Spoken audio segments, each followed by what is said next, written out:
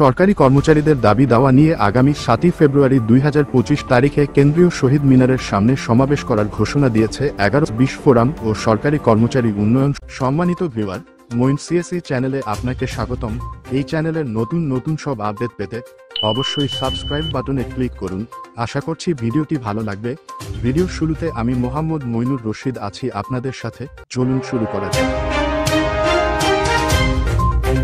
সরকার কেন মহার্ঘ ভাতা থেকে সরে আসলো? সমকালের শিরোনাম, সরকারি চাকুরেরা আপাতত পাচ্ছেন না মহার্ঘ ভাতা। খবরটিতে বলা হচ্ছে, সরকারি কর্মকর্তা কর্মচারীরা আপাতত পাচ্ছেন না মহার্ঘ ভাতা। জানুয়ারি থেকেই এ ভাতা কার্যকরের যে প্রাথমিক সিদ্ধান্ত নেওয়া হয়েছিল, অর্থনীতির বর্তমান টালমাটাল পরিস্থিতিতে সেখানে থেকে সরে এসেছে অন্তর্বর্তী সরকার।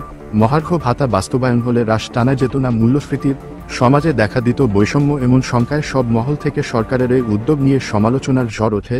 এ পটভূমিতে সবকিছু বিবেচনায় নিয়ে মহার্ঘ ভাতা থেকে কিছুটা পিছিয়েছে সরকার। তবে অর্থনৈতিক স্থিতিশীলতা ফিরে এলে নতুন অর্থবছরের বাজেটে বিষয়টি বিবেচনা করা হতে পারে।